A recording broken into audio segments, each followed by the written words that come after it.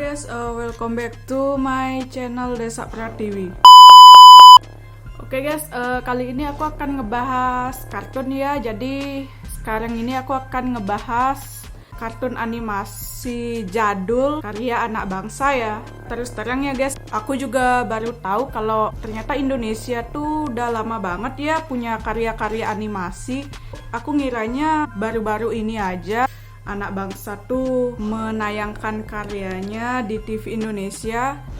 Ternyata studio-studio animasi anak bangsa tuh udah menjamur sejak tahun 80-an ya, bahkan tahun 50-an. Baik, karena membicarakan animasi jadul karya anak bangsa, aku mau sedikit cerita nih tentang sejarah dunia peranimasian Indonesia. Jadi aku baca di salah satu web, nanti aku cantumkan link web yang aku baca mengenai sejarah dunia peranimasian di Indonesia ya. Jadi kalian bisa langsung klik link itu dan segera membuktikan apakah sesuai dengan apa yang aku sampaikan ya guys. Sejarah dunia peranimasian Indonesia tuh udah ada sejak lama banget ya guys.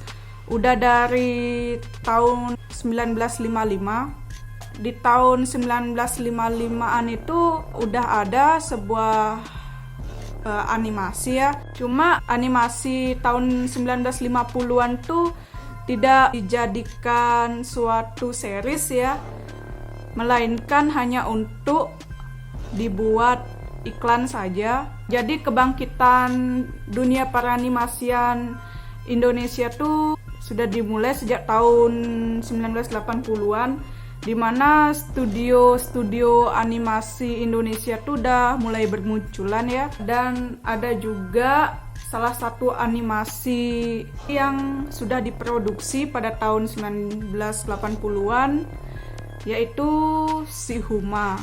Lalu pada tahun 1990-an, studio-studio animasi di Indonesia juga sudah semakin banyak dan sudah menelurkan sebuah karya juga, di mana sebuah cerita rakyat seperti dongeng Timun Mas, Bawang Putih dan Bawang Merah itu sudah beredar dalam versi animasi. Bahkan di tahun 90-an juga udah banyak ya animator-animator Indonesia yang ikut serta dalam pembuatan karya anime terkenal yaitu Doraemon. Jadi itulah sedikit cerita dari aku mengenai sejarah dunia industri animasi di Indonesia.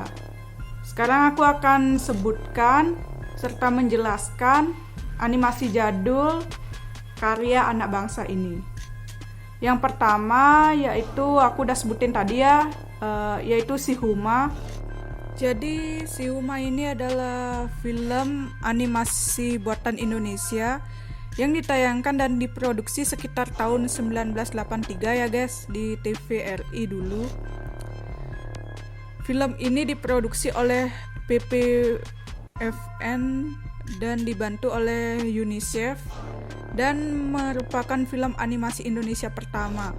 Karakter dalam film ini adalah Huma dan Windy. Yang kedua ada animasi dongeng cerita rakyat.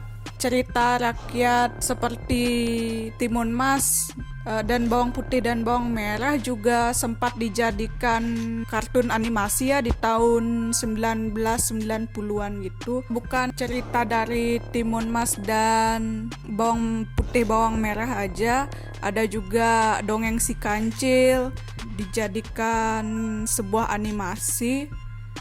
Karena memang tahun 90-an itu sudah mulai berkembang ya dunia peranimasian di Indonesia. Bahkan di tahun 90-an animasi 3D pertama di Indonesia sudah mulai dibuat ya.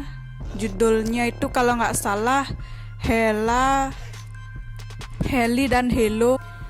Yang ketiga ada Kabayan dan Lip Lab.